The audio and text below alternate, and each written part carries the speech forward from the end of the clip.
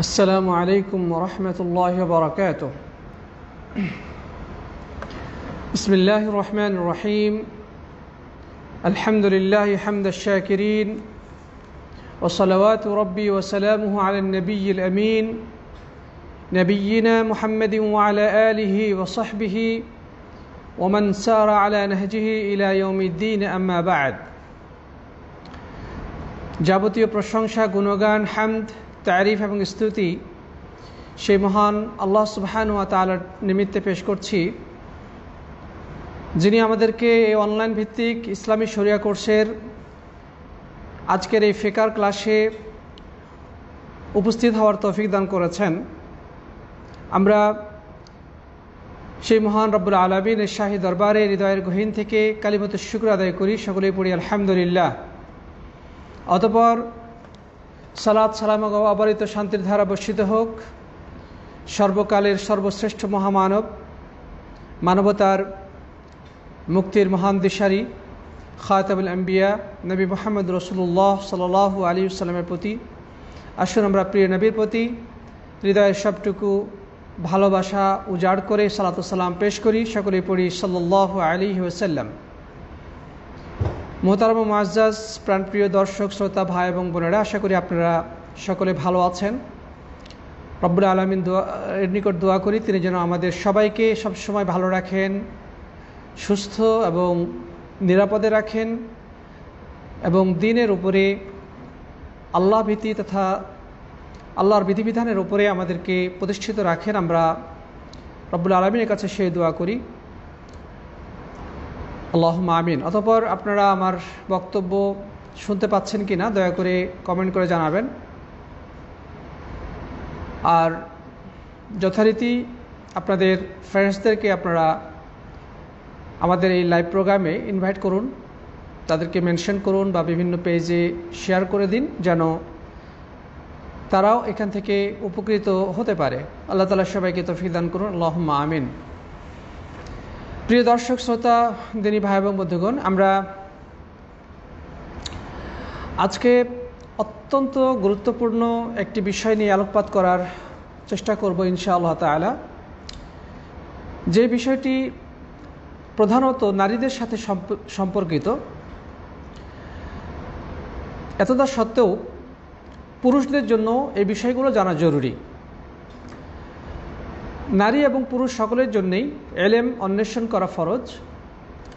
যেহেতু ইসলামের এটি অত্যন্ত গুরুত্বপূর্ণ একটি এলেম বা জ্ঞান, সেই হিসেবে নারী পুরুষ সকলের জন্যেই বিষয়টি জানা জরুরি। সে বিষয়টি হচ্ছে যে মহিলাদের ঋতুস্রাব এবং এর পাশাপাশি ইনশাআল্লাহ সামনে আলোচনা আসবে যে মহিলাদের যে রক্তপ্রদর রোগ ইস্তিহাজা বা সন্তান প্রসবের পরে যে রক্তস্রাব প্রবাহিত হয় তথা নিফাস, এই বিষয়গুলো ইনশাআল্লাহ আমাদের সামনে আলোচনা আসবে। তো আজকে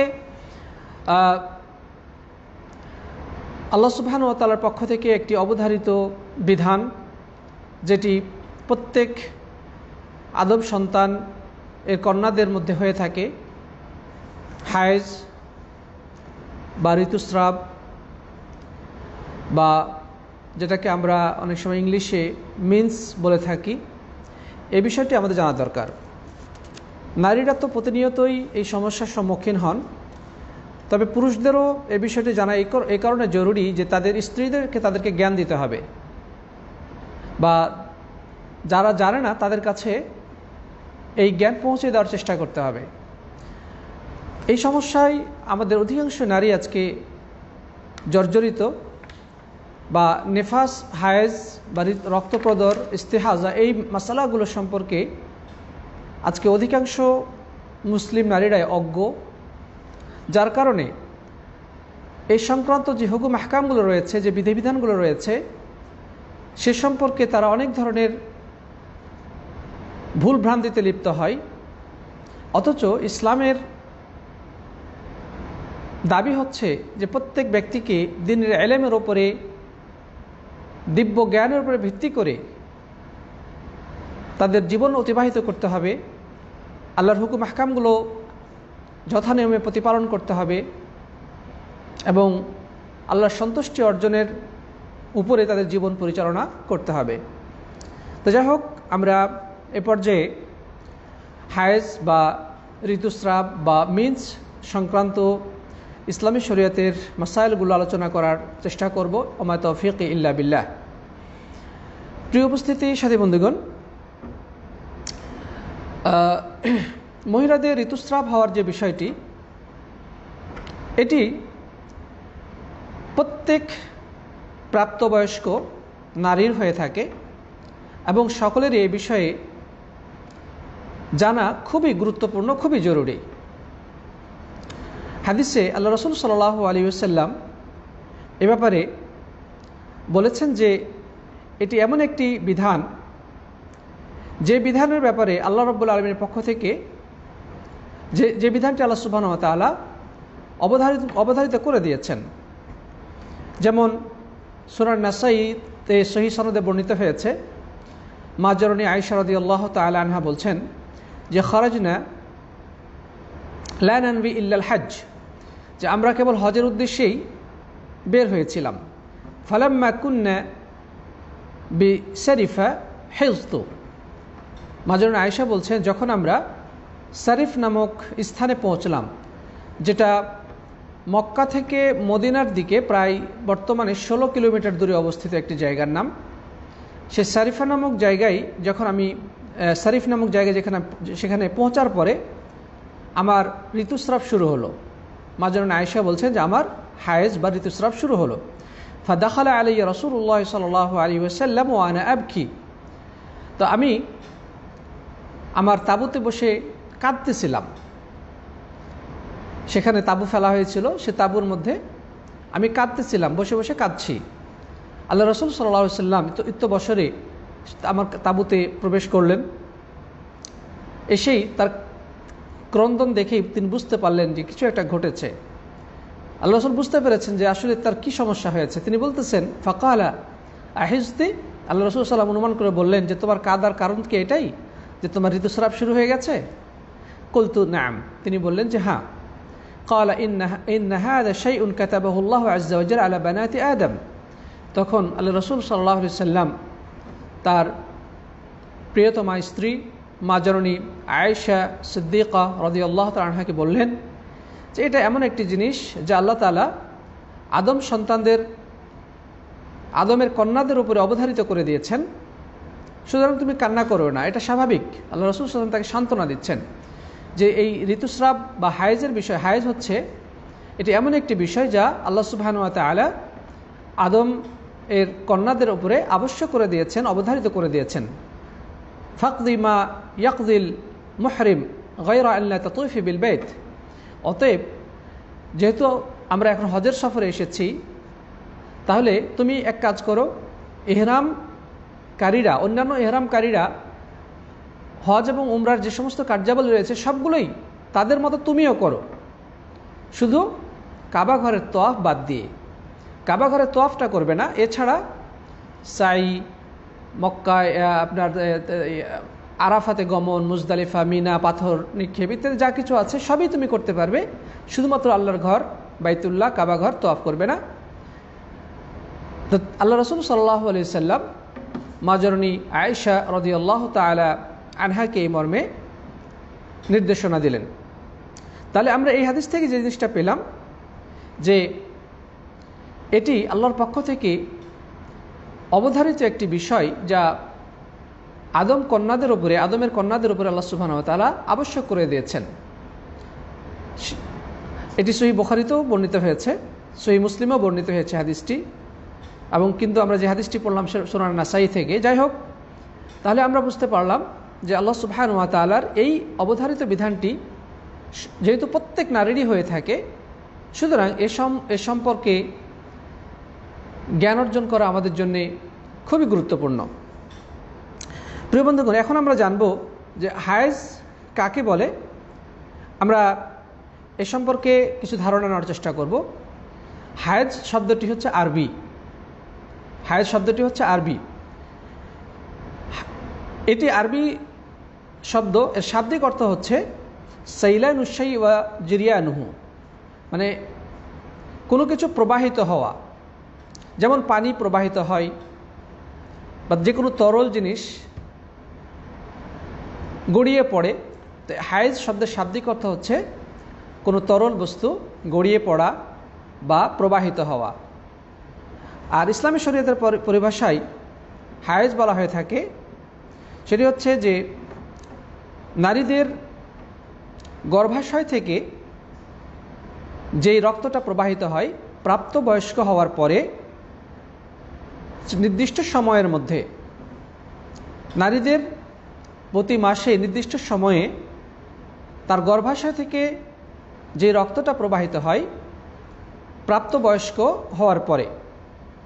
তার মানে এটা হচ্ছে অপ্রাপ্ত বয়স্কদের ঋতুস্রাব হয় না, এটি প্রাপ্তবয়স্ক নারীদেরই হয়ে থাকে। বরং আলেমগণ উল্লেখ করেছেন যে যে সমস্ত আলামতের মাধ্যমে একজন নারী সে প্রাপ্তবয়স্ক হয়েছে কিনা তা বুঝতে পারবে, সেগুলোর একটি আলামত হচ্ছে ঋতুস্রাব হওয়া। পুরুষদেরও কিছু আলামত রয়েছে যে একটা ছেলে কিভাবে প্রাপ্তবয়স্ক হয়, কি আলামত রয়েছে, ঠিক একইভাবে নারীদেরও কিছু আলামত রয়েছে। সেই আলামতগুলির মধ্যে অন্যতম একটি আলামত হচ্ছে তার ঋতুস্রাব বা হায়েজ শুরু হওয়া। কোনো বালিকার যদি হায়েজ শুরু হয়ে যায় তাহলে বুঝতে হবে সে বালেগা বা প্রাপ্তবয়স্কা বা অ্যাডাল্ট বয়সে উপনীত হয়েছে। আর আমরা অন্যান্য সময় আলোচনায় বলেছি বা আমরা হাদিস শুনেছি যে আল্লাহ রসুল সাল্লাল্লাহু আলাইহি ওয়াসাল্লাম বলেছেন যে রুফিয়াল কলম আন সালাস, 3 শ্রেণীর ব্যক্তি থেকে আল্লাহ সুবহানাহু ওয়া তাআলা কলম উঠিয়ে রাখেন, মানে তার কোনো গুনাহ লেখেন না। ঘুমন্ত ব্যক্তি যতক্ষণ পর্যন্ত ঘুম থেকে জাগ্রত না হয়, পাগল যতক্ষণ পর্যন্ত সুস্থ মস্তিষ্ক সম্পন্ন না হয় বা তার আকল ফিরে না আসে, এবং অপ্রাপ্তবয়স্ক শিশু যতক্ষণ পর্যন্ত সে প্রাপ্তবয়স্ক না হয়। অর্থাৎ কোনো নারী যদি প্রাপ্তবয়স্ক উপনীত হয় অথবা কোনো পুরুষ যদি প্রাপ্তবয়স্ক উপনীত হয় তাহলে তার উপরে আল্লাহর হুকুম আহকাম, বিধিবিধান ইত্যাদি লেখা শুরু হয়ে যায়। সে যদি কোনো গুনাহ করে সে গুনাহ লেখা হয়, কোনো পাপ কাজ করে সে পাপ কাজ লেখা হয়, কোনো খারাপ কথা বলে সেটা লিপিবদ্ধ করা হয়। আল্লাহ রাব্বুল আলামিন তার গুনাহ লিখতে শুরু করেন।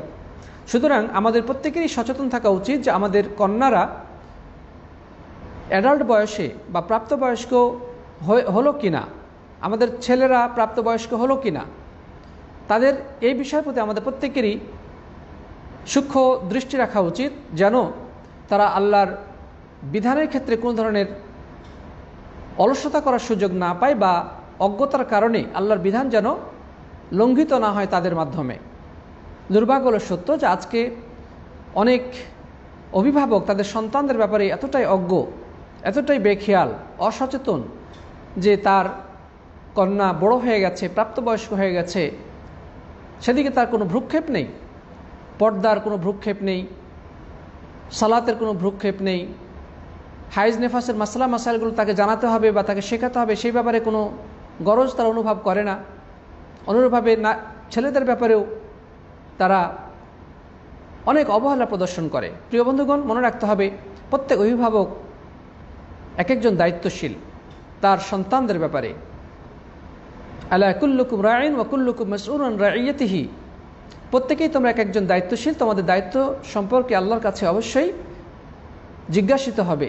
আল্লাহ রাব্বুল আলামিন বিচারের কাঠগড়ায় তোমরা তোমাদের উপরে অর্পিত দায়িত্ব যথাযথ পালন করেছি কি না এই বিষয়ে জিজ্ঞাসা করবেন। সুতরাং আমাদের কন্যা বা আমাদের ছেলে প্রাপ্তবয়স্ক, ছেলেরা প্রাপ্তবয়স্ক হলো কি না, কন্যারা প্রাপ্তবয়স্ক হলো কি না সে বিষয়টি খুব সূক্ষ্মভাবে বা সচেতনভাবে লক্ষ্য রাখতে হবে, এবং এর আগেই আল্লাহর বিধিবিধানগুলো তারা যেন সঠিকভাবে পালন করতে পারে সে ধরনের প্রস্তুতি তাদেরকে আগে থেকেই নিয়ে রাখতে হবে এবং আগে থেকে অভ্যস্ত করতে হবে। 7 বছর বয়সে তাদেরকে নামাজের আদেশ করতে হবে, অজু, তাহারাত, পাক পবিত্রতা, পর্দা, হুকুম আহকাম, এই বিষয়গুলো তাকে আগে থেকেই জ্ঞান দিতে হবে। আল্লাহ তাআলা আমাদের সবাইকে তৌফিক দান করুন, আল্লাহুম্মা আমিন। তো প্রিয় বন্ধুগণ, তো এই যে ঋতুস্রাবের যে বিষয়টি, এটি একজন নারী যতক্ষণ পর্যন্ত প্রাপ্তবয়স যতক্ষণ পর্যন্ত গর্ভবতী না হয় ততক্ষণ পর্যন্ত এই ঋতুস্রাব প্রতি মাসে নির্দিষ্ট সময়ে হয়ে থাকে। কিন্তু যখনই সে গর্ভবতী হয়ে যায় তখন এটা বন্ধ হয়ে যায়। আল্লাহ সুবহানাহু ওয়া তাআলা কত অপার সৃষ্টি কৌশল, কত সৃষ্টি নিপুণতা, যে যখনই একটা নারী প্রাপ্তবয়স্ক হয় তখন তার হায়েজ শুরু হয়, কিন্তু যখন সেই মেয়েটি সন্তান ধারণ করে গর্ভবতী হয় আল্লাহ সুবহানাহু ওয়া তাআলা ওই হায়েজের রক্তটি বন্ধ করে দেন। এটা দ্বারা কি বোঝা গেল? বোঝা গেল যে এই রক্তটা আল্লাহ সুবহানাহু ওয়া তাআলা তার সন্তানের যে পেটে যে সন্তান চলে আসছে সেই সন্তানের খাবার হিসেবে প্রস্তুত করেন। সুবহানাল্লাহ। তার মানে এই মহিলাটা পেটে যখন গর্ভধারণ করে, সন্তান ধারণ করে, তখন ওই যে তার গর্ভস্থ সন্তান কি খাবে, আল্লাহ সুবহানাহু ওয়া তাআলা এই রক্তটা থেকেই তার শারীরিক প্রবৃদ্ধি এবং তার খাবারের ব্যবস্থা করেন। সাথী বন্ধুগণ, তো যাই হোক, মোট কথা আল্লাহ রাব্বুল আলামিন এর এই বিধানটা অত্যন্ত গুরুত্বপূর্ণ। যদি কোনো মহিলা ঋতুস্রাব না হয় তাহলে যে এটা একটা সমস্যা, আবার কারো যদি অতিরিক্ত হয় এটাও একটা সমস্যা। তো এই বিষয়গুলো খুবই ক্রিটিক্যাল বিষয়, আমাদের সবারই এ বিষয়ে নলেজ থাকা দরকার, জ্ঞান থাকা দরকার। আচ্ছা, এখন আমাদের জানা দরকার যে মহিলাদের ঋতুস্রাব কত বছর বয়স থেকে শুরু হয় এবং কত বছর বয়স পর্যন্ত এই ঋতুস্রাব অব্যাহত থাকে। এ ব্যাপারে আলেমগণ বিভিন্ন ধরনের অভিমত ব্যক্ত করেছেন, আমরা সেদিকে যাচ্ছি। তার আগে আরেকটা জিনিস বলবো যে ঋতুস্রাবের পরিচয়ের মধ্যে আমরা বলেছি যেটা মেয়েদের গর্ভাশয় থেকে বের হয় এবং স্বাভাবিকভাবে প্রাপ্তবয়স্ক হওয়ার পরে। তো এখান থেকে আরেকটা বিষয় আমাদের কাছে ক্লিয়ার হয় যে যেই রক্ত প্রবাহিত হয়, যদি কোনো রক্ত অন্য কোনো কারণে, অসুস্থতার কারণে বের হয়, মানে রোগজনিত কারণে যদি রক্ত প্রবাহিত হয়, অথবা আঘাতজনিত কারণে রক্ত প্রবাহিত হয়, অথবা উপর থেকে হয়তোবা পড়ে যাওয়ার ফলে তার এই রক্ত প্রবাহিত হয়, অথবা সন্তান প্রসবের ফলে যদি রক্ত প্রবাহিত হয়, এটাকে হায়েজ বলা হবে না। হায়েজটা হতে হবে স্বাভাবিক নিয়মে, এবং যে নির্দিষ্ট যে রক্তের ধরন রয়েছে বা প্রকৃতি রয়েছে, সেই ধরন বা প্রকৃতিগুলো তার মধ্যে অবশিষ্ট থাকতে হবে, তার মধ্যে থাকতে হবে। অনেক সময় তাজা রক্ত প্রবাহিত হয়, এটা হায়েজ নয়। হায়েজ নিয়ে ইনশাআল্লাহ আমরা একটু সামনে আরও কথা বলবো। প্রিয় বন্ধুগণ, তাহলে আমরা এই বিষয়টি বুঝতে পারলাম। এখন এই যে রক্তের যে বিষয়টা বলা হচ্ছে, রক্তটার ধরন কেমন হয় বা এটার প্রকৃতির কেমন, অবশ্যই বিষয়টি নারীদের কাছে সুপরিচিত। তারা বুঝতে পারে যে কোন রক্ত হায়েজের রক্ত আর কোনটা হায়েজের রক্ত নয়, তাদের কাছে বিষয়টি সুপরিচিত, তারা ভালো করেই জানেন। তো এ ব্যাপারে যেটা বলা হয়ে থাকে, আলেমগণ যেটি বলেছেন সেটি হচ্ছে যে এই রক্তটা আসে নারীর গর্ভাশয় থেকে, এবং এটি হয় অনেকটা মানে কালো, যেমন পুড়া রক্তের মতো, যেমন পুড়ে গেছে, যেমন কিছুটা পুড়ে গেছে, এবং কিছুটা উষ্ণতা থাকে তার মধ্যে, কিছুটা দুর্গন্ধ থাকে, একটু জমাট বাঁধা বেশি হয়। তো বিষয়গুলো নারীদের কাছে সুস্পষ্ট যে এ ধরনের রক্তকে হায়েজ বলা হয়ে থাকে। সাথী বন্ধুগণ, তো বুঝতে পারলাম যে মহিলাদের এই যে ঋতুস্রাবের বিষয়টি তাদের কাছে এটা ক্লিয়ার। আলেমগণ এটার ব্যাখ্যা সংজ্ঞায় যেটা বলেছেন যে এটার মানে রঙটা হয় অনেকটা কৃষ্ণ বা কালো, তারপরে সেটা অনেকটা পোড়ার মতো, মানে কিছুটা যেন রক্তটা যেন পুড়ে গেছে এরকম, মানে কালোর দিকে, পরিপূর্ণ কালো না, আবার তাজা রক্তের মতো না, এরকম একটা পোড়া রঙের এটা হয়, রক্তটা হয়ে থাকে, এবং এটা নির্দিষ্ট একটা দুর্গন্ধ আছে, এবং কিছুটা এটা সাধারণ রক্ত থেকে জমাট বাঁধা। তো যাই হোক, মোট কথা এই বিষয়টি নারীরা ভালো করেই জানেন যে তাদের প্রতি মাসে নির্দিষ্ট সময়ে যে হায়েজটা বের হয় বা রক্তস্রাব হয়, যে মিন্স হয়, সে বিষয়ে আলহামদুলিল্লাহ তারা যথেষ্ট সচেতন। আচ্ছা, তাহলে আমরা এই পর্যায়ে আরও যেটি জানবো সেটি হচ্ছে যে মহিলাদের ঋতুস্রাব যে শুরু হয় কখন থেকে বা কোন বয়স থেকে। তো এই ব্যাপারে অনেক আলেমের মন্তব্য হচ্ছে যে সাধারণত মেয়েদের 9 বছর বয়সে ঋতুস্রাব হতে পারে, অর্থাৎ একটা মেয়ে 9 বছর বয়সে প্রাপ্তবয়স্ক হয়ে যেতে পারে। সেটা আরও হয়তো কারো কম হতে পারে, বেশি হতে পারে, সেটা পরবর্তী বিষয়, কিন্তু নর্মালি একটা মেয়ে 9 বছরে প্রাপ্তবয়স্ক হতে পারে। আর সর্বোচ্চ মেয়াদ হচ্ছে 50 বছর। 50 বছর হয়ে গেলে তখন তার ঋতুস্রাব বন্ধ হয়ে যায়। আর ঋতুস্রাব বন্ধ হওয়া মানে সন্তান ধারণ ক্ষমতা শেষ হয়ে যায়। মানে ঋতুস্রাব যতদিন পর্যন্ত চলে ততদিন পর্যন্ত সন্তান ধারণের শক্তি থাকে, ক্ষমতা থাকে। কিন্তু যদি ঋতুস্রাব না হয় বা ঋতুস্রাব যদি বন্ধ হয়ে যায় তখন আর সে সন্তান ধারণের ক্ষমতা রাখে না বা সন্তান ধারণের ক্ষমতা নিঃশেষ হয়ে যায়। এটি হচ্ছে ফকিদের অভিমত।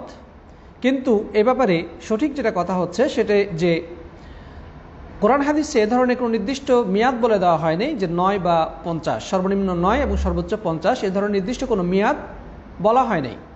বরং ফকিহগণ তারা সাধারণ নারীদের নেচার বা স্বাভাবিক অবস্থার আলোকে তারা এ ধরনের মন্তব্য করেছেন। তাহলে যেহেতু এর পক্ষে কোনো কোরআন হাদিসের বক্তব্য আসে নাই, সেহেতু বিষয়টি নির্ধারণ করা যাবে না যে 9 বছরেই মেয়েরা প্রাপ্তবয়স্ক হয় এবং হায়েজ শুরু হয় আর 50 বছরে হায়েজ শেষ হয়ে যায়, নির্দিষ্ট করে বলার সুযোগ নেই। এরপরও কোরআন হাদিসে কোনো দলিল আসে নাই। বরং এটি হলো যে বরং সঠিক কথা হলো যে এর নির্দিষ্ট কোনো সময় নেই। এটি নারীদের অবস্থার আলোকে তার শারীরিক গঠন, খাওয়া দাওয়া এবং পরিবেশ, আবহাওয়া ইত্যাদির কারণে কম বেশি হয়ে থাকে। যেমন ঠান্ডা এলাকার নারীরা সাধারণত বিলম্বে প্রাপ্তবয়স্ক হয়, পক্ষান্তরে গরম অঞ্চলের নারীরা একটু আগে ভাগে প্রাপ্তবয়স্ক হয়ে থাকে। অনুরূপভাবে খাওয়া দাওয়ার ক্ষেত্রেও যদি অনেক সময় এই খাওয়া দাওয়ার প্রভাবেও তার শারীরিক গঠন এবং প্রবৃদ্ধির উপরে ভিত্তি করে নারীদের ঋতুস্রাব সংঘটিত হয় আগে বা পরে। তো মোট কথা বিষয়টি নির্দিষ্ট সময়ের সাথে সম্পৃক্ত নয়, বরং তার হায়েজ যেদিন থেকে শুরু হবে সেদিন থেকেই সে প্রাপ্তবয়স্ক হিসেবে পরিগণিত হবে। সেটা 9 বছর আগে হলেও হতে পারে, আবার 50-এর পরে হলেও হতে পারে। মোট কথা বয়সের সাথে সম্পৃক্ত না, বরং সেটা হচ্ছে রক্ত প্রবাহের সাথে সম্পর্কিত। যখনই সে রক্তটা আসবে তখনই সেটা হায়েজ হিসেবেই গণ্য হবে এবং তার উপরে এই হায়েজের হুকুম এবং বিধিবিধানগুলো প্রযোজ্য হবে। আল্লাহ রসুল সাল্লাল্লাহু আলাইহি সাল্লাম, আল্লাহ এবং আল্লাহ রসুল সময় নির্ধারণ না করে এটিকে রক্তের প্রবাহের উপরে সম্পৃক্ত করেছেন। প্রিয় বন্ধুগণ, মোট কথা আমরা বিষয়টি বুঝতে পারলাম যে এটা নির্দিষ্ট কোনো বছর নির্ধারণ করা হয় নাই যে 9 বা সর্বনিম্ন 9 বা সর্বোচ্চ 50, বরং এর আগে হোক বা পরে হোক যখনই ঋতুস্রাব এর রক্ত প্রবাহ শুরু হবে বা এই মিন্স শুরু হবে তখনই তার উপরে হায়েজের বিধিবিধানগুলো প্রযোজ্য হবে এবং সে প্রাপ্তবয়স্ক হিসেবে পরিগণিত হবে। যেমন ইবনুল মুনজির রাহিমাহুল্লাহ বলছেন, ওয়াকাল তাইফা লাইসা লিআকালিল হাইদ ওয়ালা লিআকসারিহি হাদ্দুন বিল আইয়াম। এখানে আরেকটা বিষয় হচ্ছে যে নির্দিষ্ট সময় আছে কিনা, কয়দিন একটা নারীর কয়দিন পর্যন্ত ঋতুস্রাব থাকতে পারে। এ ব্যাপারে ইবনুল মুনজির রাহিমাহুল্লাহ বলছেন যে একদল আলেম বলেছেন যে হায়েজের নির্দিষ্ট এমন কোনো সংখ্যা নেই যে বলা যাবে যে এটাই তার হায়েজের সর্বনিম্ন বা সর্বোচ্চ সময়। তিনি বলেছেন লাইসা লিআকালিল হাইযি ওয়ালা লিআকসারি হাদ্দুন বিল আইয়াম, সর্বনিম্ন বা সর্বোচ্চ নির্দিষ্ট কোনো সীমা নেই যে এতদিন, এভাবে নির্দিষ্ট সময় নির্ধারণ করে বলা যাবে না। হায়েজের কোনো সর্বনিম্ন বা সর্বোচ্চ সময় নির্ধারিত নেই যে এতদিন, একদিন এক রাত বা 3 দিন 3 রাত বা 1 সপ্তাহ 10 দিন 15 দিন, এভাবে এটার উপরে কোনো ধরনের কি নেই, মানে হাদিসে এই ধরনের কোনো বক্তব্য আসে নেই।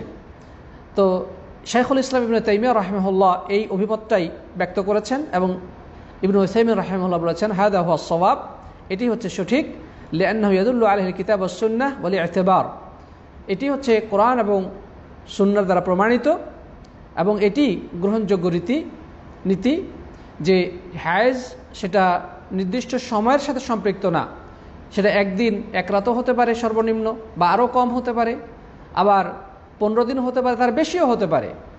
এটা নির্দিষ্ট কোনো হাদিস এবং কোরআন দ্বারা বলা হয় নাই যে এতদিন।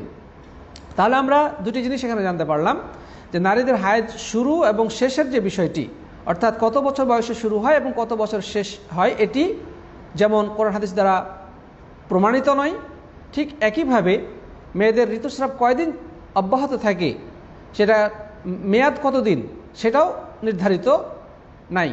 বরং উভয় ক্ষেত্রেই একটাই কথা, সেটা হচ্ছে তাদের হায়েজের সাধারণত রক্তের যে ধরন এবং প্রকৃতি হয় হায়েজের, সেই ধরন এবং প্রকৃতি বিশিষ্ট রক্ত যখনই প্রবাহিত হবে, সেটা 9 বছরের আগেই হোক অথবা 50 বছরের পরেই হোক, সেটা হায়েজ হিসেবে পরিগণিত হবে।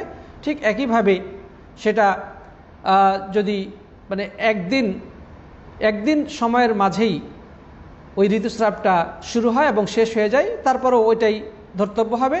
আর কারো যদি সে 10 দিন 15 দিন বা তার থেকে বেশি সময় অব্যাহত থাকে, তবে সেটাই ধর্তব্য হবে। মোট কথা এই জিনিসটি নির্ভর করতেছে ওই হায়েজ হওয়ার উপরে। প্রিয় বন্ধুগণ, তাহলে বিষয়টি আমরা আশা করি বুঝতে পেরেছি। আচ্ছা, তো যেটা বলছিলাম যে কিছুটা কৃষ্ণ হবে, মানে কালো হবে, গাঢ় হবে, দুর্গন্ধ অবস্থা হবে, এই হায়েজটা মানে এই রং বিশিষ্ট বা এই বৈশিষ্ট্য যখনই রক্তের মধ্যে থাকবে সেটি হায়েজ হবে এবং সেটা যখনই হবে তখনই সেটাকে হায়েজ হিসেবেই ধর্তব্য হবে। যেমন এবারও একটা হাদিস রয়েছে, নবী আকরম সাল্লাল্লাহু আলাইহি সাল্লাম এক ইস্তেহাজা বিশিষ্ট নারীকে, অর্থাৎ ঋতুস্রাবের ছাড়াও অতিরিক্ত যে রক্ত প্রবাহিত হয়, যেটাকে আমরা রক্তপ্রদর বলে থাকি, সেই রক্তপ্রদর আক্রান্ত একজন নারীকে রাসূল আকরাম সাল্লাল্লাহু আলাইহি সাল্লাম বলেছেন ফাতাহিদি সিত্তাতা আইয়াম আও সাবআতা আইয়াম ফি ইলমিল্লাহ, যে আল্লাহর ইলম অনুযায়ী তুমি 6 বা 7 দিন হায়েজ হিসেবে গণনা করবে। তাহলে এখানে 6 দিন অথবা 7 দিনের কথা বলা হয়েছে। আল্লাহ তাআলা ভালো জানেন সেটা কয়দিন হতে পারে আল্লাহর ইলম অনুযায়ী। মানে কোনো মহিলার যদি সাধারণ রক্ত প্রবাহিত হয়, অর্থাৎ হায়েজের যে রক্ত বা বৈশিষ্ট্য, সেই বৈশিষ্ট্য ছাড়া সাধারণ তাজা রক্ত প্রবাহিত হয়, তখন নবী আকরাম সাল্লাল্লাহু আলাইহি ওয়াসাল্লাম তাকে বললেন যে তুমি 6 বা 7 দিন যা আল্লাহর ইলমে রয়েছে, সেই আল্লাহর ইলম অনুযায়ী তুমি 6 বা 7 দিন হায়েজ হিসেবে গণ্য করবে, এরপরে তুমি নামাজ রোজা আদায় করবে। এখানে নবী আকরাম সাল্লাল্লাহু আলাইহি ওয়াসাল্লাম সাধারণ নারীদের অবস্থার আলোকে এটা বলেছেন। মানে নারীদের সাধারণত 6 দিন 7 দিন এমনটি হয়ে থাকে। তারপর তিনি বলছেন ইলমিল্লাহ, আল্লাহর ইলম অনুযায়ী, আল্লাহ রাব্বুল আলামিন ভালো জানেন। মানে এটা সাধারণ নারীদের অবস্থা, কিন্তু এটাই চূড়ান্ত নয় যে এই 6 বা 7 দিনই নারীদের ঋতুস্রাব হতে পারে। 3 দিনও হয়ে যেতে পারে, 3 দিন 3 রাত পরেও নারীদের ঋতুস্রাব বন্ধ হয়ে যেতে পারে। আবার কারো দেখা যাচ্ছে 10 দিনও হতে পারে, 15 দিনও হতে পারে। এ ব্যাপারে এটাই হচ্ছে সঠিক কথা, যদিও অনেক আলেমের মতামত রয়েছে বিষয়ে। কেউ বলেছেন সর্বোচ্চ 15 দিন আর সর্বনিম্ন 1 দিন 1 রাত, কিন্তু এটার পক্ষেও কোনো দলিল পাওয়া যায় না। প্রিয় বন্ধুগণ, আমরা আশা করি বুঝতে পেরেছি যে মহিলাদের হায়েজের সর্বনিম্ন এবং উচ্চ সীমা কত হবে, এ বিষয়টা আমরা আশা করি বুঝতে পেরেছি। সংক্ষেপে এতটুকুই বলবো, যখনই হাইজ আসবে তখনই সেটা হাইজ হিসেবে গণ্য হবে, সেটা নির্দিষ্ট কোনো সময় নাই, সর্বনিম্ন এতদিন বা সর্বোচ্চ এতদিন।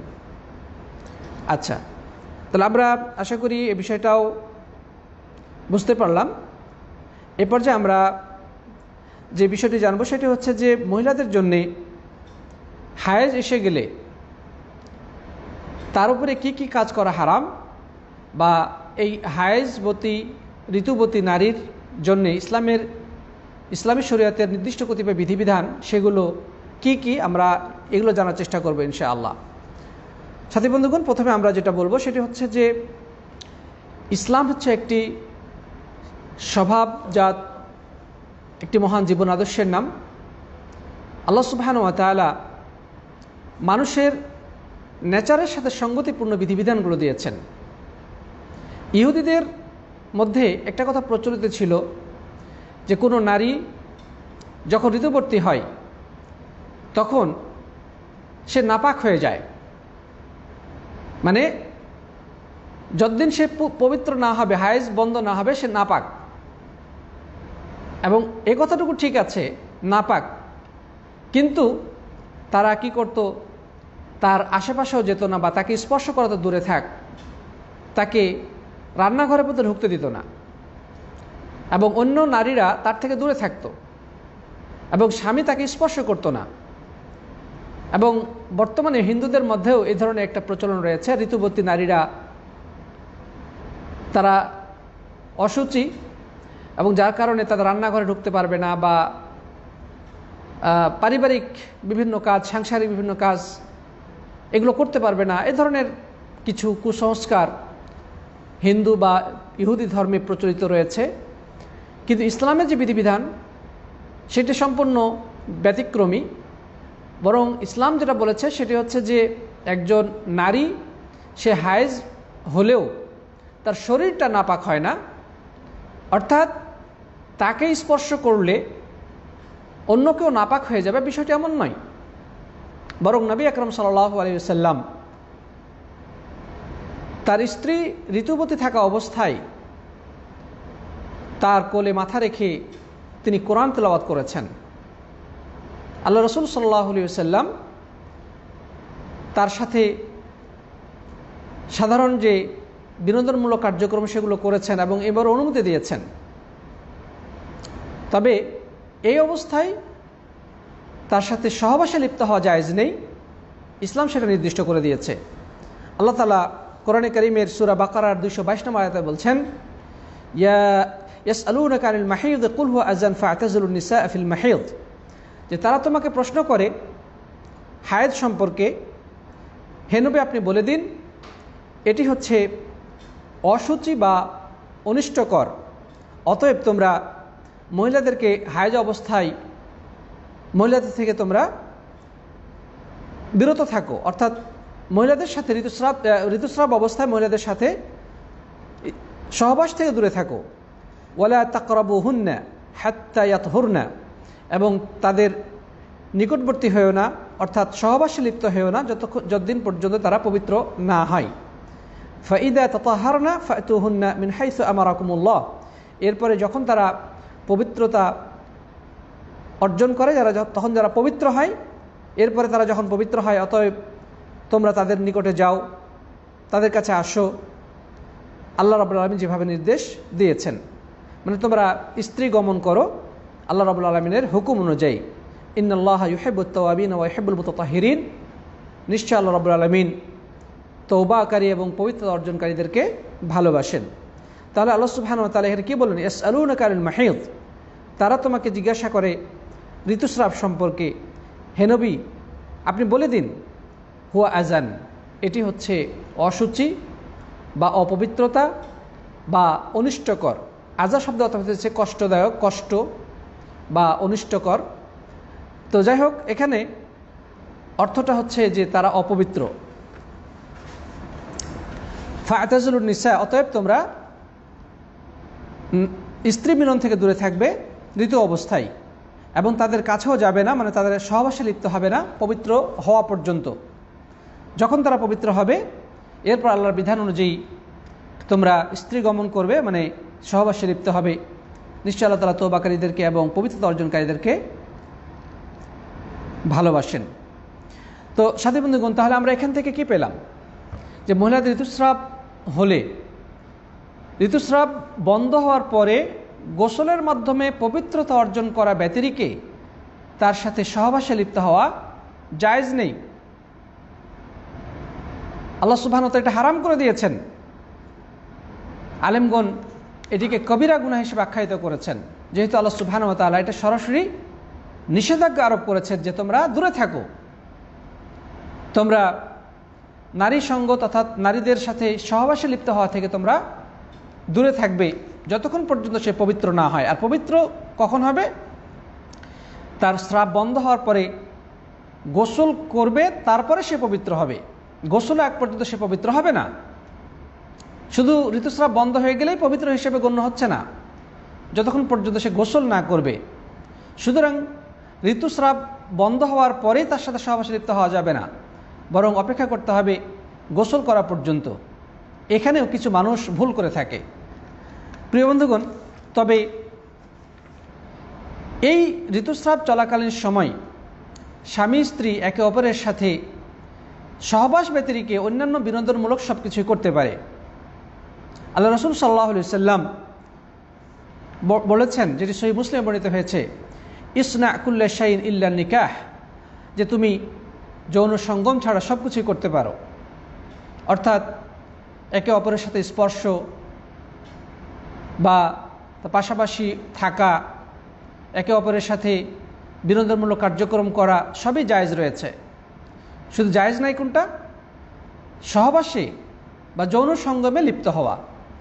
আর সত্যি নারীরা যখন ঋতুস্রাব অবস্থায় থাকেন, সে সময় তার সাথে কোনো পুরুষ যদি সঙ্গমে লিপ্ত হয়, এটা তার জন্য কষ্টদায়ক এবং এটা অনিষ্টকর, নিঃসন্দেহে এটা অরুচিকরও। সুতরাং ইসলাম যে বিধানটা দিয়েছে সেটি অত্যন্ত স্বাস্থ্যসম্মত এবং রুচিসঙ্গত বিষয়। এটি যে একটা মানব স্বভাবজাত ধর্ম, তারই প্রমাণ হচ্ছে এটি, যে ঋতুস্রাব চলাকালীন সময় কোনো নারী পুরুষ যেন যৌন সঙ্গমে লিপ্ত না হয়। এছাড়া তারা পাশাপাশি থাকতে পারে, একে অপরকে স্পর্শ করতে পারে, বা অন্যান্য যে সমস্ত বিনোদনমূলক কার্যক্রম রয়েছে সেগুলো তারা করতে পারে। প্রিয় উপস্থিতি, এখন এটা হচ্ছে ইসলামের বিধান। তারপরেও কথা হচ্ছে, কোনো ব্যক্তি যদি জেনে বুঝে সচেতনভাবে এই বিধান সম্পর্কে জ্ঞান থাকার পরেও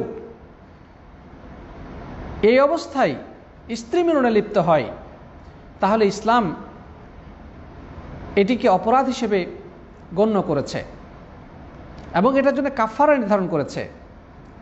প্রিয় বন্ধুগণ, আল্লাহ রাসূল সাল্লাল্লাহু আলাইহি ওয়াসাল্লাম হাদিসের ব্যাপারে নিষেধাজ্ঞা আরোপ করেছে, যে এই আল্লাহ তাআলা তো নিষেধাজ্ঞা আরোপ করেছেন, নবী আকরাম সাল্লাল্লাহু আলাইহি ওয়াসাল্লাম তিনি এই সময় স্ত্রী সহবাস যদি কেউ করে তার একটা কাফারা নির্ধারণ করেছেন, যে কোনো ব্যক্তি যদি ঋতুস্রাব অবস্থায় তার স্ত্রীর সাথে সহবাসে লিপ্ত হয়, তাহলে সে 1 দিনার অথবা অর্ধ দিনার কাফারা প্রদান করবে। 1 দিনার বা অর্ধ দিনার বলতে কি বোঝায়? দিনার মানে হচ্ছে স্বর্ণমুদ্রা, আর স্বর্ণমুদ্রা এটার যে পরিমাণ, 1 দিনারের পরিমাণটা কতটুকু? এর পরিমাণ হলো 4.25 বা 4.25 গ্রাম স্বর্ণ। যদি একেবারে এটা খালেস স্বর্ণ ধরা হয় বা 24 ক্যারেটের স্বর্ণ যদি ধরা হয়, তবে সেটার পরিমাণ হচ্ছে আপনার প্রায় 4.25 গ্রাম। এটা আলেমগণ এ ধরনের মতামত দিয়েছেন যে রাসূল করিম সাল্লাল্লাহু আলাইহি ওয়াসাল্লামের জামানার যে 1 দিনার, সে দিনার বর্তমান হিসেবে প্রায় 4.25 গ্রাম সমপরিমাণ। এই 1 গ্রাম মানে এই 1 দিনার পরিমাণ স্বর্ণ অথবা তার সমমূল্য আল্লাহর পথে দান করতে হবে।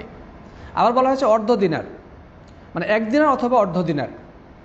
এ ব্যাপারে ইমাম শাফি রাহিমাহুল্লাহ ব্যাখ্যায় যেটা বলেছেন যে কেউ যদি ঋতুস্রাবের প্রথম অর্ধে স্বামী স্ত্রীর মিলন ঘটায়, তবে সেক্ষেত্রে পূর্ণ 1 দিনার কাফারা দিবে। আর যদি মানে শেষ অংশে স্ত্রী মিলনে লিপ্ত হয় তাহলে অর্ধ দিনার কাফারা দিবে। তাহলে বিষয়টি যেহেতু একটি অপরাধ হিসেবে নির্ধারণ করা হয়েছে এবং এটার জন্য কাফারা নির্ধারণ করা হয়েছে, সুতরাং এ ব্যাপারে কতটুকু সতর্ক থাকা প্রয়োজন তার বলার অপেক্ষা রাখে না। অনেক মানুষ রয়েছেন যারা এ বিষয়ের প্রতি মোটেও সচেতন নয়। তারা তাদের কামনা বাসনা পূর্ণ করার জন্যে আল্লাহর এই বিধিবিধানের প্রতি মোটেও তোয়াক্কা করে না, ভ্রুক্ষেপ করে না। তারা নিজের প্রবৃত্তিকেই প্রাধান্য দেয়। প্রিয় বন্ধুগণ, সুতরাং একজন পুরুষের যেভাবে আল্লাহর দ্বীন সম্পর্কে জানা জরুরি, একজন নারীর জন্য জরুরি হচ্ছে আল্লাহর দ্বীন সম্পর্কে জানা। এবং এই অবস্থায় কোনো স্বামী যদি স্ত্রী মিলন করতে চায় তবে স্ত্রীর কর্তব্য হবে তাকে বাধা দেওয়া এবং এই আল্লাহর হুকুমের কথাটি স্মরণ করিয়ে দেওয়া। আলেমগণ বলেছেন, যদি স্বামী জোরপূর্বক তার স্ত্রীর সাথে সহবাসে লিপ্ত হয় এই অবস্থায়, তবে এই কাফারাটা দিবে তার স্বামী, ওই স্ত্রীর উপরে কোনো কাফারা নেই, যেহেতু সে এখানে জোরের শিকার হয়েছে, তাকে জোর করে তার সাথে সহবাস করা হয়েছে। কিন্তু ওই মহিলা যদি তার পক্ষ থেকে সম্মতি থেকে থাকে এবং সেও যদি স্বেচ্ছা করে থাকে, তবে তার জন্য আলাদা কাফারা অবধারিত হবে, তাকেও আলাদাভাবে কাফারা দিতে হবে। তবে আলেমগণ এই কাফারার ক্ষেত্রে কিছু শর্ত আরোপ করেছে। সেই শর্তগুলো হচ্ছে যে ব্যক্তি এই কাজটি করবে তার এই বিষয়ে জানা থাকতে হবে, মানে এটা যে গুনাহ এবং এটা যে মানে একটি নিষিদ্ধ কাজ সে বিষয়ে তার নলেজ থাকতে হবে, জানা থাকতে হবে। তারপরে স্মরণ থাকতে হবে, মানে ভুলে গেলে চলবে না যে ভুলে গেছি, না, জানা আছে এবং তার স্মরণেও ছিল। তারপরে ইচ্ছাকৃতভাবে হতে হবে। জোর জবরদস্তিমূলক যদি এটা ঘটে থাকে তবে যে জোরের শিকার হয়েছে তার উপরে এই বিধান প্রযোজ্য হবে না, যে জোর করে করেছে তার উপরে বিধানটা প্রযোজ্য হবে। অর্থাৎ স্বামী যদি জোর করে তার স্বামীর উপরে বিধানটা প্রযোজ্য হবে। মোট কথা এই 3টি শর্ত সাপেক্ষে এই কাফারা আবশ্যক হবে। এক নম্বর হচ্ছে ওই হুকুম সম্পর্কে, আল্লাহর এই বিধান সম্পর্কে জানা থাকা। 2 নম্বর সেটা স্মরণ থাকা, ভুলে গেলে হবে না। ভুলে গেলে আল্লাহ রাব্বুল আলামিনের কাছে তওবা করে নেবে, বলবে রব্বানা লা তুআখিযনা ইন নাসিনা আও আখতানা। আল্লাহ তাআলা কোরআনে বলেছেন যে হে আল্লাহ, আমরা যদি কখনো ভুলে যাই বা হঠাৎ অসতর্কতাবশত কোনো কাজ করে ফেলি, তুমি আমাদেরকে পাকড়াও করো না। অতএব যদি ভুলে গিয়ে এ ধরনের নিষিদ্ধ কাজে লিপ্ত হয়ে যায়, রব্বুল আলামিনের কাছে ক্ষমা চেয়ে নেবে, তাহলে যথেষ্ট হবে।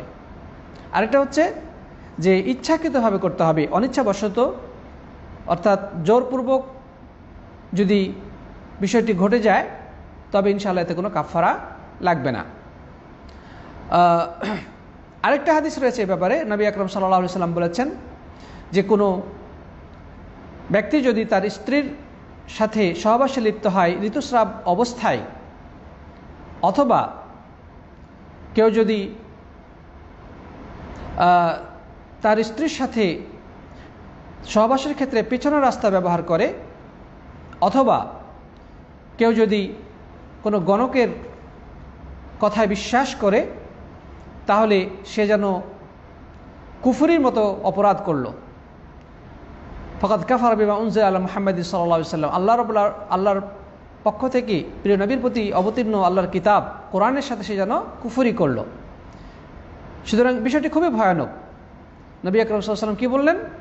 কোনো ব্যক্তি যদি ঋতুস্রাব অবস্থায় তার স্ত্রীর সাথে সহবাসে লিপ্ত হয়, অথবা পেছনের রাস্তায় সহবাস করে, অথবা কোনো গণকের কথা বিশ্বাস করে, তাহলে সে যেন আল্লাহর পক্ষ থেকে প্রিয় নবীর প্রতি অবতীর্ণ যে কিতাব আল্লাহর কোরআন, সেই কোরআনের সাথে কুফরি করলো, সুতরাং এটি কুফরি পর্যায়ের গুনাহ এবং তার জন্য কাফারা রয়েছে 1 দিনার বা অর্ধ দিনার।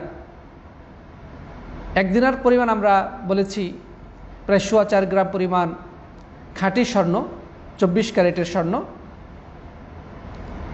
সেটার বাজার মূল্য হিসাব করে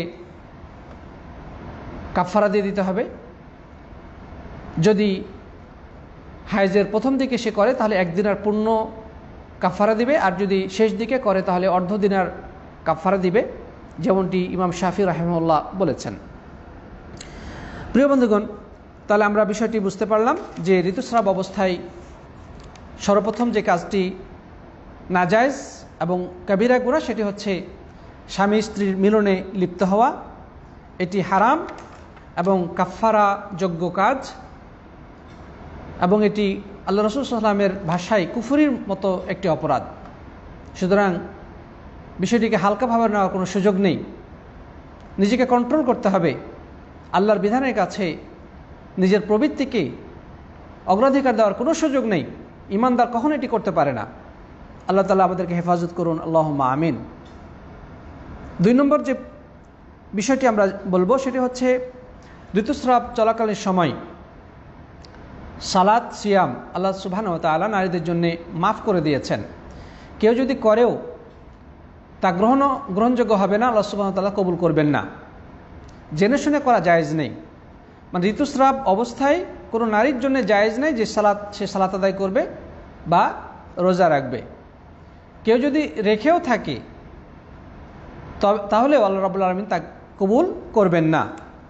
যেমন নবী সাল্লাল্লাহু আলাইহি সাল্লাম একটি হাদিসের মধ্যে বলেছেন, আলাইসা ইযা হাদাত ওয়া লাম তুসাল্লি ওয়া লাম তাসুম। নবী আকরাম সাল্লাল্লাহু আলাইহি সাল্লাম বললেন যে মহিলাদের যখন ঋতুস্রাব ঘটে, মহিলাদের যখন হায়েজ আসে, তারা কি নামাজ থেকে বিরত থাকে না? অর্থাৎ মহিলাদের জন্য এটা একটি বিধান আল্লাহর পক্ষ থেকে যে তারা এই সময় সালাত পরিত্যাগ করবে। আল্লাহ সুবহানাহু ওয়া তাআলা তাদের জন্য সালাত পরিপূর্ণভাবে মওকুফ করে দিয়েছেন। যে কয়দিন ঋতুস্রাব থাকবে এ কয়দিন সালাত আদায় থেকে নিবৃত্ত থাকতে হবে। সম্পূর্ণরূপে আল্লাহ সুবহানাহু ওয়া তাআলা তাদের জন্য এই সময়ে তা মওকুফ করে দিয়েছেন। যেমন ফাতেমা বিনতে আবি হুবাইশ রাদিয়াল্লাহু তাআলা আনহাকে নবী আকরাম সাল্লাল্লাহু আলাইহি সাল্লাম বললেন যে ইযা আকবারাতিল হায়দাহ ফাদাইস সালাহ, যে যখন তোমার ঋতুস্রাব শুরু হবে তখন তুমি সালাত পরিত্যাগ করো। মানে এই সালাত পুনরায় কাজা করার কোনো প্রয়োজন নেই। পক্ষান্তরে আল্লাহ সুবহানাহু ওয়া তাআলা এই সময় তাদের জন্য সাময়িকভাবে সম তথা রোজা মওকুফ করেছেন। পরবর্তীতে সে যখন স্বাভাবিক অবস্থায় আসবে অর্থাৎ ঋতুস্রাব বন্ধ হয়ে পবিত্র হবে, তখন সেই ছুটে যাওয়া রোজাগুলো কাজা করে নেবে। সাথী বন্ধুগণ, তাহলে আল্লাহ সুবহানাহু ওয়া তাআলা এই ঋতুস্রাব চলাকালীন সময়ে নারীদের জন্যে সালাত এবং সম এই দুটিকেই মওকুফ করে দিয়েছেন। সালাত হচ্ছে স্থায়ীভাবে মওকুফ, অর্থাৎ এই ছুটে যাওয়ার নামাজগুলো পরবর্তীতে কাজা করার প্রয়োজন নেই। যেদিন সে পবিত্র হবে, ঋতুস্রাব বন্ধ হবে, গোসল করে যথারীতি সালাত শুরু করবে। আর রোজা সাময়িকভাবে মওকুফ করা হয়েছে, অর্থাৎ ঋতুস্রাব চলাকালীন সময় সম পালন থেকে বিরত থাকবে, কিন্তু ঋতুস্রাব বন্ধ হওয়ার পরে স্বাভাবিক অবস্থায় সেই ছুটে যাওয়া ফরজ রোজাগুলো কাজা করে নেবে। এমনকি কোনো নারী যদি সারাদিন রোজা থাকে এবং ইফতারের 5 মিনিট আগে 2 মিনিট আগে তার ঋতুস্রাব শুরু হয়ে যায়, তাহলে ওই রোজাটা বাতিল হিসেবে গণ্য হবে। পরবর্তী তাকে এই রোজাটা কি করতে হবে? কাজা করতে হবে। প্রিয় বন্ধুগণ, তাহলে আমরা এখান থেকে আশা করি এই বিধানটি জানতে পারলাম যে মহিলাদের ঋতুস্রাব শুরু হলে তাদের জন্য নামাজ রোজা করা আল্লাহর পক্ষ থেকে মাফ করে দেওয়া হয়েছে, এই বিধান তাদের জন্য প্রযোজ্য নয়। তবে নামাজটা পরবর্তী কাজা করতে হবে না, কিন্তু ছুটে যাওয়া রোজাগুলো কাজা করে নিতে হবে। 3 নম্বর হচ্ছে, আচ্ছা এখানে আরেকটু বিষয় আমরা অ্যাড করতে পারি। শাইখুল ইসলাম ইবনে তাইমিয়া রাহিমাহুল্লাহ বলেছেন যে যদি এমন সময় মহিলাদের ঋতুস্রাব হয় যে এবং বলছি ইমাম শাফি, ইমাম আহমদ বিন হাম্বল, ইমাম মালিক সবাই এই ধরনের এই বিষয়ে মন্তব্য করেছেন বা এই ধরনের মতামত দিয়েছেন যে ঋতুবতী যদি দিনের শেষ ভাগ তথা সূর্যাস্তের পূর্বে পবিত্র হয় তবে সে জোহর এবং আসর উভয় নামাজ আদায় করবে। মানে সূর্য ডুবে যাওয়ার আগে সে পবিত্র হয়েছে, মানে জোহরের সময় সে হায়েজ অবস্থায় ছিল, আসরের সময় সে হায়েজ অবস্থায় ছিল, কিন্তু সূর্য অস্ত যাওয়ার ঠিক কিছুক্ষণ পূর্বে হায়েজ বন্ধ হয়ে গেছে, গোসল করে সে পবিত্র অর্জন করেছে। এখন তার জন্যে আবশ্যক হলো জোহর এবং আসর উভয়টাই কাজা করে নেওয়া। জোহর এবং আসর উভয়টাই কী করে নেবে? কাজা করে নেবে।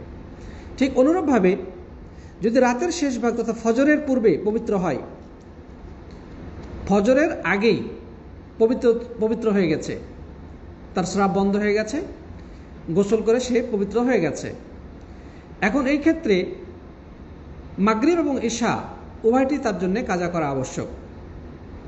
এটি শাইখুল ইসলাম ইবনে তাইমিয়া রাহিমাহুল্লাহ উল্লেখ করেছেন।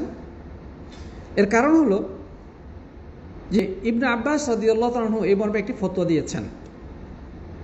এই যে ফতোয়াটা বলা হলো সেটি মূলত ইবনে আব্বাস রাদিয়াল্লাহু তাআলা আনহুমার পক্ষ থেকে প্রাপ্ত ফতোয়ার আলোকে। যেহেতু ওজোরের ক্ষেত্রে 2 নামাজ একত্রে আদায় করা জায়েজ রয়েছে, যেহেতু ওজোর ছিল এই কারণে জোহর আসর পড়তে পারে নাই, তো সূর্য ডুবার আগে যেহেতু ওজোরটা শেষ হয়ে গেল, অতএব জোহর আসর দুটাই কাজা করে নেবে। ঠিক অনুরূপভাবে কারো ফজরের ঠিক আগ মুহূর্তে ঋতুস্রাব বন্ধ হয়ে গেছে, এখনও রাত যেহেতু বাকি আছে, ফজর এখনও হয় নাই, সুতরাং রাতের নামাজগুলো সে কাজা করে নেবে, মাগরিব এবং ইশার নামাজটা কাজা করে নেবে। এটি হচ্ছে অধিকাংশ আলেমের অভিমত, যদিও ইমাম আবু হানিফা রাহিমাহুল্লাহ এক্ষেত্রে দ্বিমত করেছেন। এই ক্ষেত্রে তার জন্যে তার মতে কাজা করা জরুরি নয়, কারণ জোহরের সময় তো তার নামাজ ফরজই ছিল না, সুতরাং জোহর তার জন্য কাজা করা আবশ্যক নয়। ঠিক অনুরূপভাবে মাগরিব নামাজ তার জন্য কাজা করা আবশ্যক নয়, কারণ মাগরিবের সময় তার উপরে নামাজ কাজা ছিল না। তো যাই হোক, এই বিষয়টা নিয়ে আলেমদের মাঝে দ্বিমত পরিলক্ষিত হয়। তবে দ্বিমত থাকলেও সতর্কতার স্বার্থে কাজা করে নেবে উভয় নামাজ, এটি হচ্ছে অধিক সঠিক এবং অধিক নিরাপদ। কারণ নামাজের মতো এত গুরুত্বপূর্ণ বিধানের ক্ষেত্রে যেন কোনো ধরনের প্রশ্ন থেকে না যায়, সে বিষয়ে সচেষ্ট হওয়াটাই একজন মুমিনের কর্তব্য। আল্লাহ তাআলা তৌফিক দান করুন, আল্লাহুম্মা আমিন। এখানে আরেকটু বলবো যে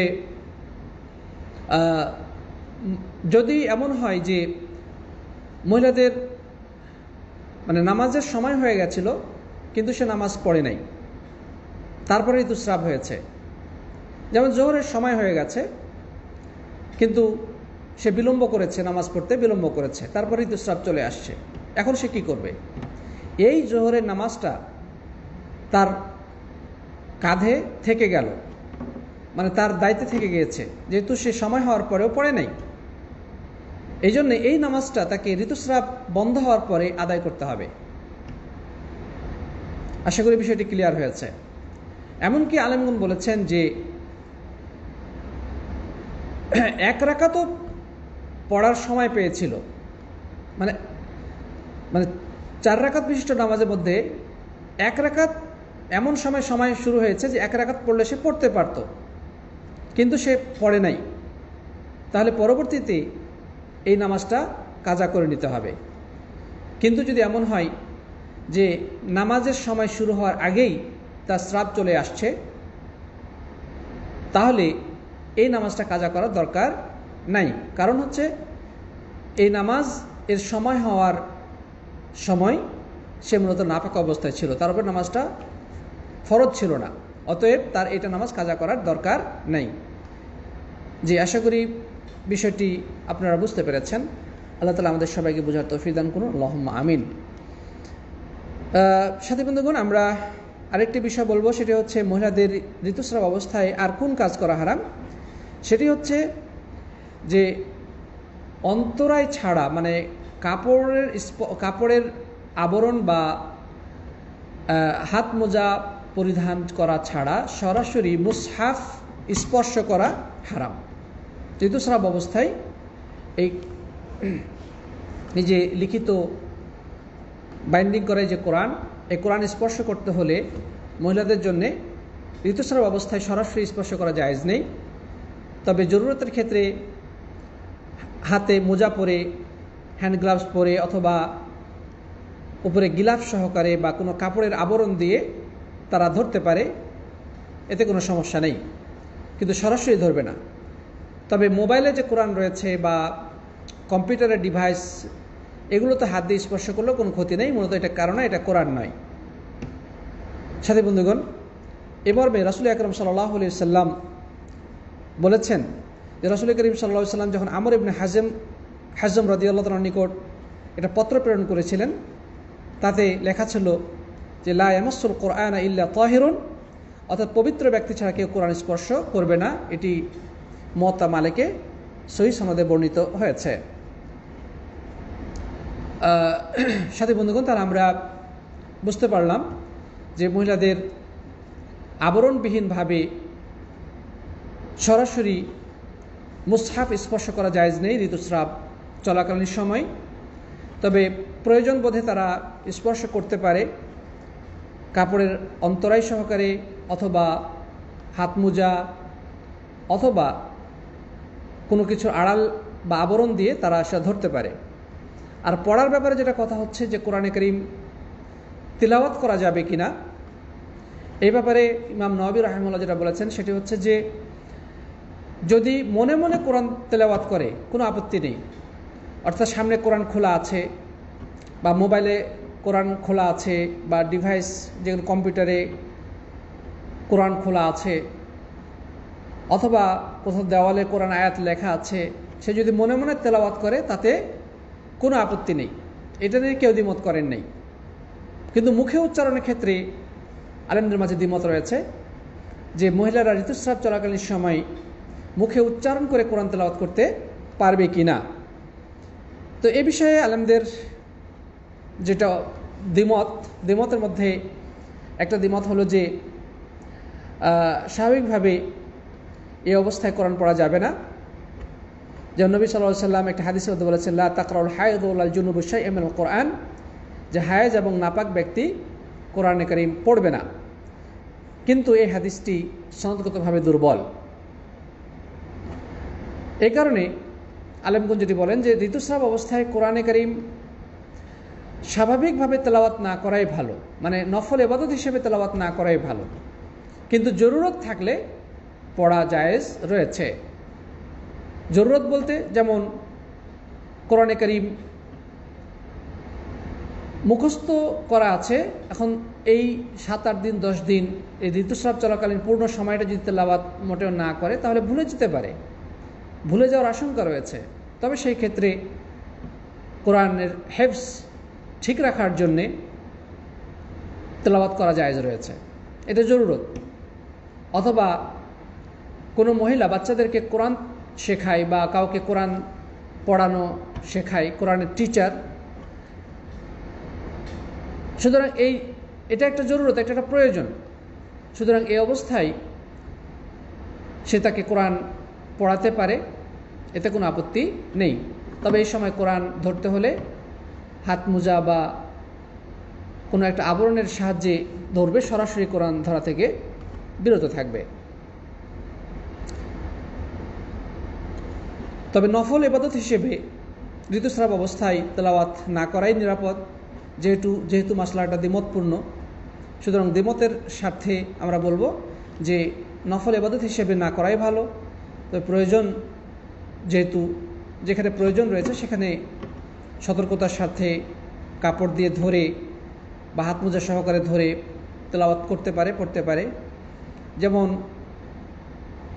অনেক সময় মেয়েদের কোরআনের পরীক্ষা দিতে হয়, পরীক্ষা না দিলে এটা তার ক্ষতি হবে, অথবা পরীক্ষার হলে কোরআন তাকে লিখতে হবে। তো এই সমস্ত প্রয়োজনের ক্ষেত্রে কোরআন তেলাওয়াত করা জায়েজ রয়েছে, যদিও সে ঋতুস্রাব অবস্থায় থাকে। তবে সাধারণ নফল ইবাদত হিসেবে না পড়াই অধিক নিরাপদ। প্রিয় উপস্থিতি সাথী বন্ধুগণ, আমরা আরেকটু বলবো এই বিষয়ে যে ঋতুস্রাব অবস্থায় আল্লাহর ঘর কাবা তওয়াফ করা হারাম। কারণ নবী আকরাম সাল্লাল্লাহু আলাইহি সাল্লাম মা জননী আয়েশা রাদিয়াল্লাহু তাআলা আনহাকে উদ্দেশ্য করে বলেছেন, ইফআলি মা ইয়াফআলুল হাজ্জ গায়রা আন লা তাতুফি বিল বাইতি হাত্তা তাতহুরি, যে হাজিরা যে সমস্ত কার্যক্রম করে তুমি সবই করবে, শুধুমাত্র কাবা শরীফ তওয়াফ করা ব্যতিরেকে, যতক্ষণ পর্যন্ত তুমি পবিত্র না হবে। পবিত্র হওয়া ছাড়া তুমি কাবা ঘরে তওয়াফ করবে না। তো যেমনটি এটা হাদিস দ্বারা সাব্যস্ত হয়েছে যে আয়েশা সিদ্দিকা রাদিয়াল্লাহু তাআলা আনহা হজ করতে এসে ঋতুস্রাব হয়ে যাওয়ার ফলে তিনি হজের যাবতীয় কার্যক্রম করেছেন, কিন্তু তওয়াফ করতে পারেন নাই। পরবর্তীতে যখন তার ঋতুস্রাব শেষ হয়ে যায়, তখন তার ভাই আব্দুর রহমানকে সাথে করে নিয়ে তানঈম নামক স্থানে, যেটা বর্তমানে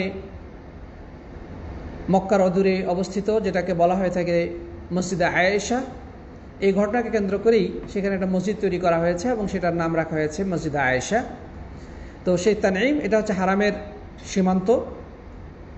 তো মা জননী আয়েশা সিদ্দিকা রাদিয়াল্লাহু তাআলা আনহা তার ভাই আব্দুর রহমান বিন আবু বকর রাদিয়াল্লাহু তাআলা আনহুকে সাথে করে নিয়ে সেই তানঈম নামক স্থানে গিয়ে সেখানে গোসল করে পবিত্র হয়ে আবার নতুনভাবে ইহরাম পরে মক্কায় এসে কাবা ঘরে তওয়াফ করেছিলেন।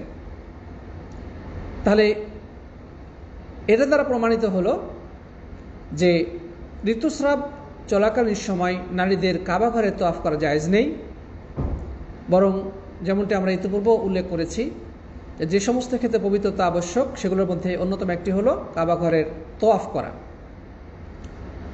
তো মা জননী আয়েশা রাদিয়াল্লাহু তাআলা আমল আল্লাহ রাসূল সাল্লাল্লাহু আলাইহি ওয়াসাল্লামের নির্দেশনা আলোকে এটি সুনিশ্চিত যে ঋতুস্রাব অবস্থায় তওয়াফ করা যাবে না। তওয়াফ ছাড়া অন্যান্য হজ এবং উমরা যাবতীয় কার্যক্রম সম্পূর্ণ করা যাবে।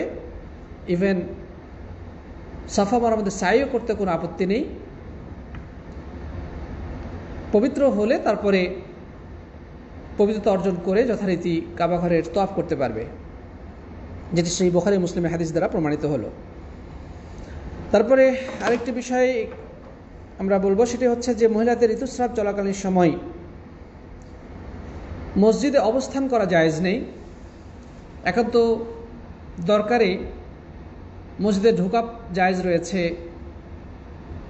কোনো প্রয়োজনে মসজিদের এক দিক থেকে আরেক দিকে গমন করা জায়েজ রয়েছে। তবে সেখানে বসে থাকা বা অবস্থান করা এটা জায়েজ নেই। এর ঋতুবতী নারীর জন্য যে জায়েজ নেই, বা কোনো জুনবী বা গোসল ফরজ হয়ে গেছে এমন কোনো ব্যক্তির জন্য, পুরুষের জন্য জায়েজ নেই। এবার হাদিস হলো নবী আকরাম সাল্লাল্লাহু আলাইহি সাল্লাম মা জননী আয়েশা সিদ্দিকা রাদিয়াল্লাহু তাআলা আনহাকে লক্ষ্য করে একবার বললেন, সেটা মসজিদে নববীর ঘটনা। নবী আকরাম সাল্লাল্লাহু আলাইহি সাল্লাম তাকে বললেন যে নাভিলনি আল খুমরাহ মিনাল মসজিদ, যে মসজিদে অর্থাৎ মসজিদে নববীর মধ্যে যে রাসূল করিম সাল্লাল্লাহু আলাইহি সাল্লামের ঘর সংলগ্ন মসজিদ, এটা মসজিদে নববীটা আল্লাহর নবী সাল্লাল্লাহু আলাইহি সাল্লামের হুজরা সংলগ্ন, মানে মসজিদের সাথে রাসূল করিম সাল্লাল্লাহু আলাইহি সাল্লাম এর স্ত্রীদের ঘরগুলো বানানো হয়েছিল। তো যাই হোক, নবী সাল্লাল্লাহু আলাইহি সাল্লাম আয়েশা রাদিয়াল্লাহু আনহাকে বললেন যে তুমি যাও মসজিদ থেকে আমার ওই চাদরটি নিয়ে আসো। ক্বালাত ফাকুলতু ইন্নী হায়েদ, তখন আয়েশা রাদিয়াল্লাহু আনহা বলেন যে হে আল্লাহর রাসূল, আমি বললাম যে হে আল্লাহর রাসূল, আমি তো ঋতুবতী, আমি কিভাবে মসজিদে যাব? ফাকাল ইন্না হায়দাতাকি লাইসাত বিয়াদিকি, যে তোমার হাতে তো কোনো ঋতুস্রাব লেগে নাই, তোমার হাতে তো স্রাব নেই। অর্থাৎ তিনি তাকে বললেন যে তুমি প্রয়োজনে সেখান থেকে নিয়ে আসতে পারো, কোনো সমস্যা নেই। তো এই হাদিস থেকে বোঝা গেল যে ঋতুবতী মহিলা প্রয়োজন বোধে মসজিদে প্রবেশ করতে পারে বা প্রয়োজন বোধে মসজিদের ভিতর দিয়ে কোথাও যেতে পারে, তবে সেখানে অনেক সময় বসে থাকবে, এটা ঠিক হবে না। এছাড়া একজন নারী ঋতুস্রাব অবস্থায় কোরআনে কারীমের মনে মনে তেলাওয়াত করতে পারে, অথবা মুখে উচ্চারণ করে জিকির, আজকার, তাসবিহ, তাহলিল, ইসলামী বই পুস্তক পাঠ, তাফসির পাঠ, হাদিস পাঠ, এগুলো করতে পারে, কোনো সমস্যা নেই। এমনকি যে তাফসিরের মধ্যে কোরআন লেখা রয়েছে, কোরআনের অংশটুকু বাদ দিয়ে তাফসির অংশটুকু পড়তে পারে, বা কোরআনের অর্থগুলো পড়তে পারে। কোরআনের অর্থটা মূলত কোরআন নয়, আরবিটা হচ্ছে কোরআন। সরাসরি আরবিটা না পড়ে কোরআনের অর্থটাও পড়তে পারে, অর্থটা মূলত তাফসিরের অন্তর্ভুক্ত। সুতরাং কোরআনের তাফসির, তর্জমা, ইসলামী বই পুস্তক, হাদিস, দোয়া, তাসবিহ, জিকির, আজকার সব কিছুই পড়তে পারে, কোনো সমস্যা নেই। ইসলামের সাথে এগুলো কোনো বারণ করা হয়নি।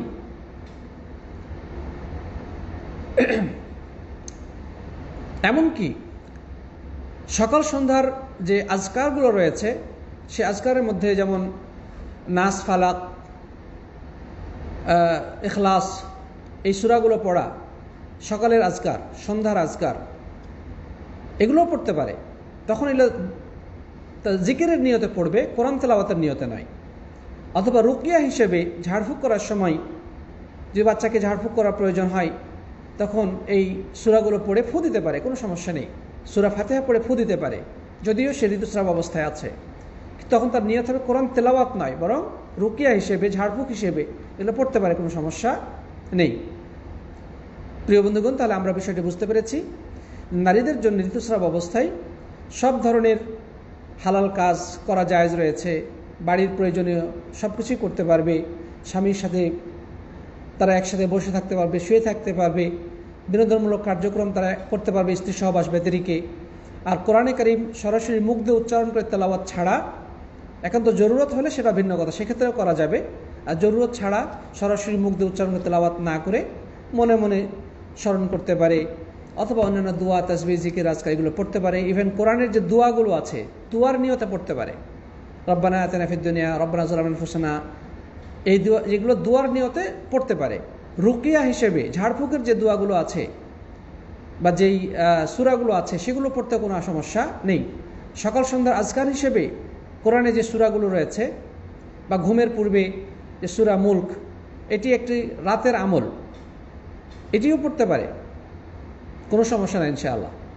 তবে সাধারণ নফল ইবাদত হিসেবে কোরআনে কারীম তেলাওয়াত থেকে বিরত থাকাই অধিক নিরাপদ। যদিও শেখুল ইসলাম ইবনে তাইমিয়া, বিন বাজ রাহিমাহুল্লাহ এই ক্ষেত্রেও নর্মালভাবে নফল ইবাদতের নিয়তেও কোরআন তেলাওয়াত করাকে জায়েজ বলেছেন।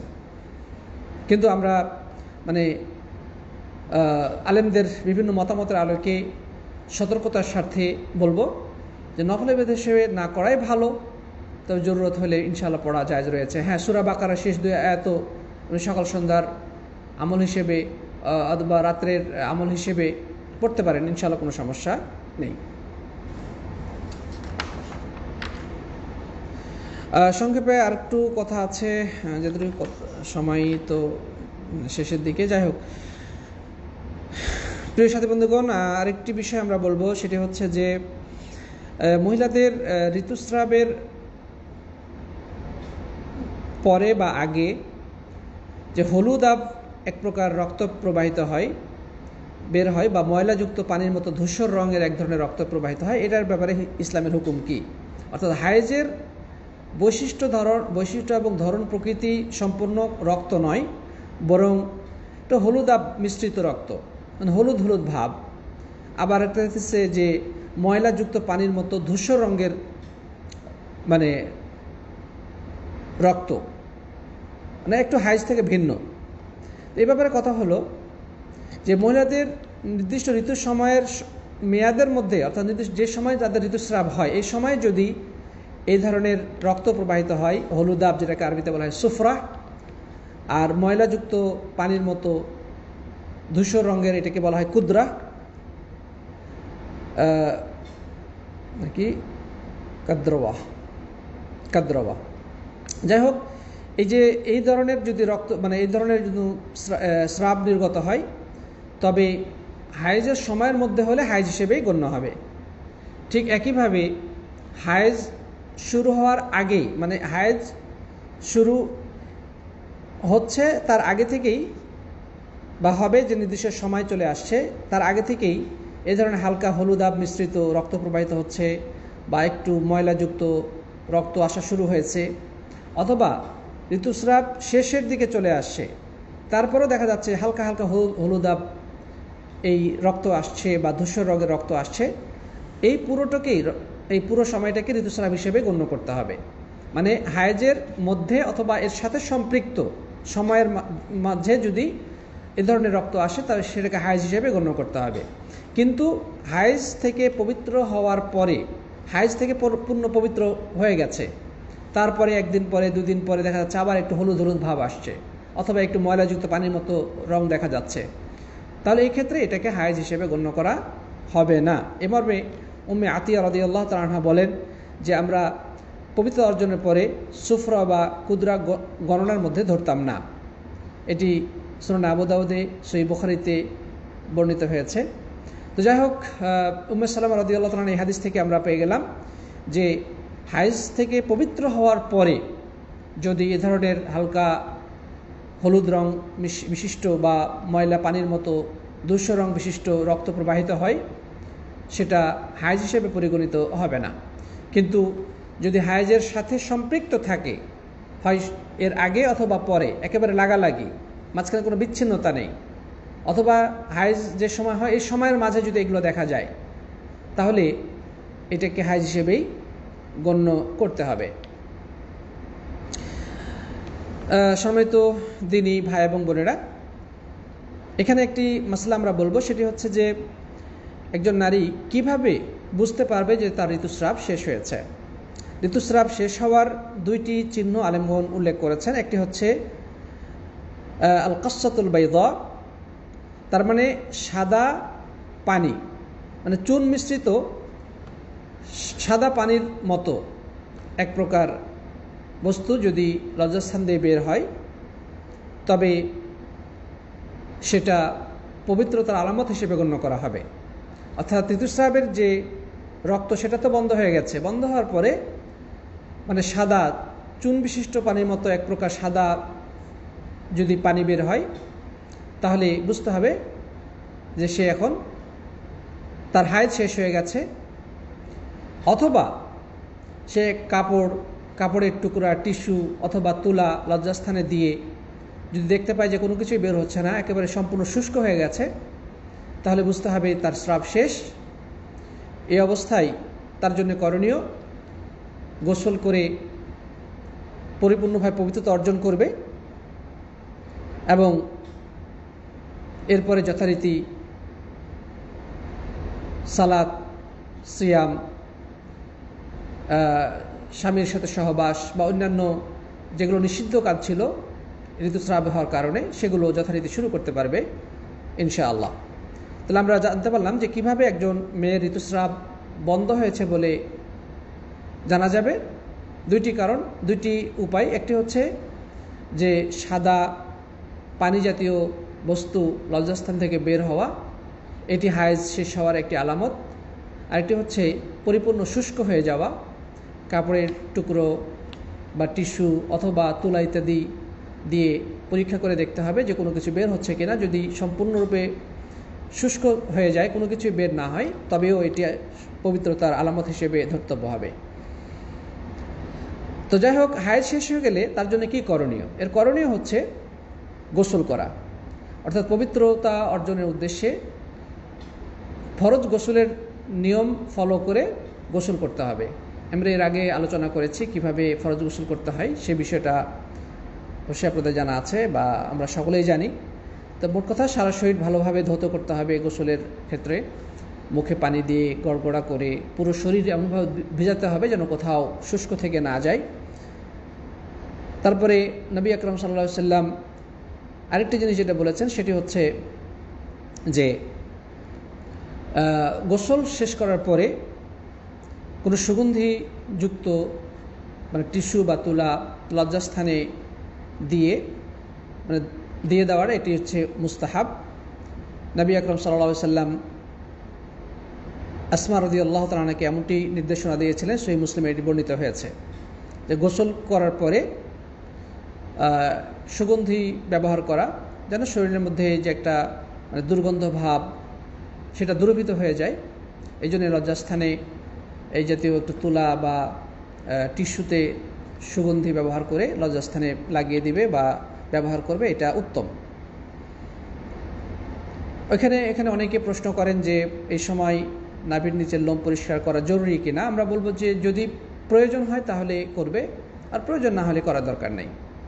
মানে এই সময় যদি তার মানে সর্বোচ্চ মেয়াদ রাসূল করিম সাল্লাল্লাহু আলাইহি ওয়াসাল্লাম 40 দিন নির্ধারণ করে দিয়েছেন, তো যদি প্রয়োজন মনে করে তাহলে